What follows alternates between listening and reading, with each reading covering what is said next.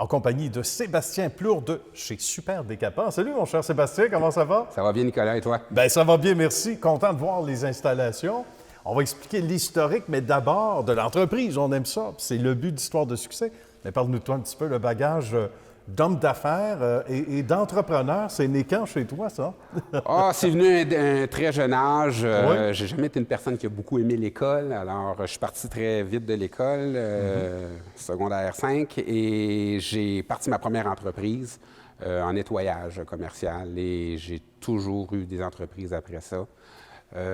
En 2003, j'ai acheté Super Décapant, qui était une micro-entreprise à Saint-Pie, dans le garage de la maison, Ah oui, OK. qui faisait du décapant. Mais moi, j'avais vu l'opportunité pour ce produit-là de vraiment exploser parce que les anciens propriétaires aimaient beaucoup le produit. C'était un très bon produit.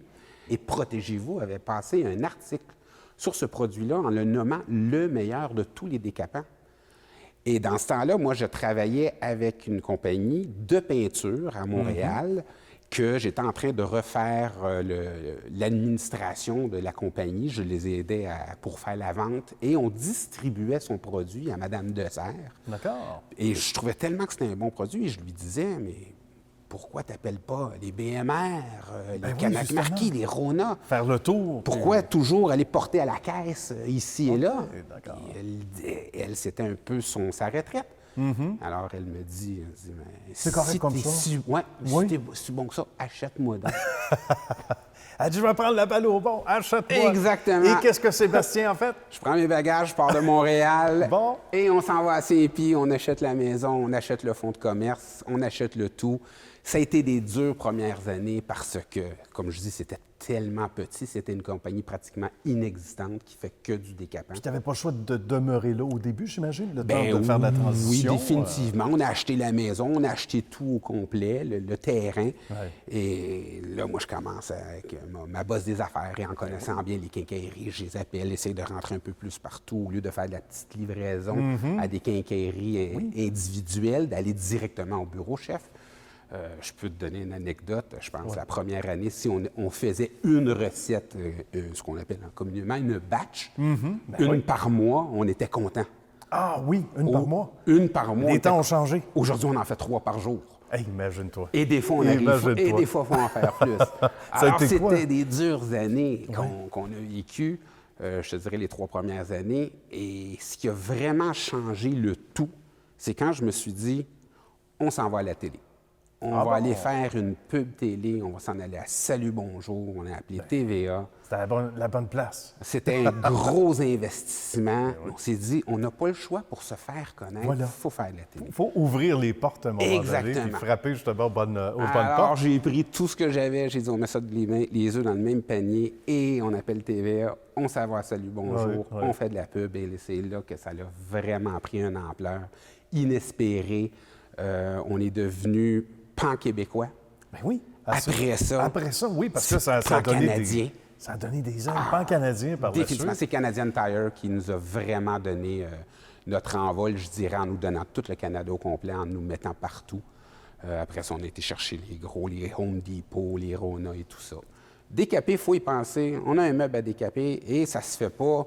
On ne le décape pas tous les années. On le décape une fois aux 7-8 ans à peu près. Alors, il y a des périodes où il y a des années où on en vend beaucoup plus parce qu'il y a une tendance à décaper. Il y avait des émissions à la télé. Je rénove. Ben voilà. Il y a comme des tendances à un moment donné. Exactement. Alors, moi, je savais que je pouvais fournir amplement le Canada, mais éventuellement, il fallait que je déménage et c'est pour ça qu'on a construit ici à Granby. On est parti de Saint-Pie, qui est jusqu'à 15 km. Ah oui, c'est tout près. Et on a construit une usine qui est faite que pour le décapage, pour les produits chimiques, les produits dangereux. On fait ça ici, c'est complètement sécuritaire. Alors, on était prêt pour augmenter et même pour attaquer les États-Unis, pour aller chez notre voisin, où est-ce que le gros marché est là. Ben voilà. C'est pour ça qu'on en est là aujourd'hui, que vraiment, on a beaucoup plus de succès qu'on en avait.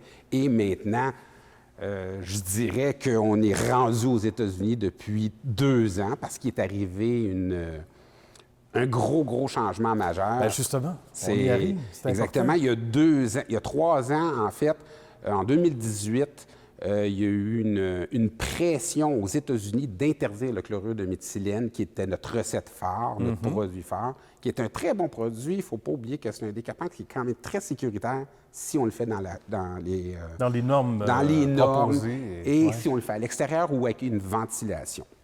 Et ce qui est arrivé aux États-Unis, c'est qu'ils ont interdit le chlorure de méthylène et la loi est devenue officielle en 2019. Alors, et c'était rigoureux, là. Donc, c'est interdit, complètement. Plus le droit de fabriquer, plus le droit de vendre, plus le droit d'acheter.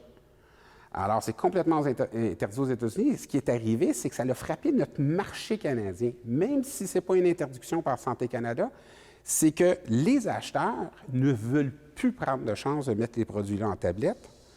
Alors, ils ont pu acheter ce produit. Ils ont juste pu acheter, pensant que ça allait être le cas ici, éventuellement. Exactement. Ça va venir éventuellement, parce qu'en Europe, ça fait quand même 8 ans.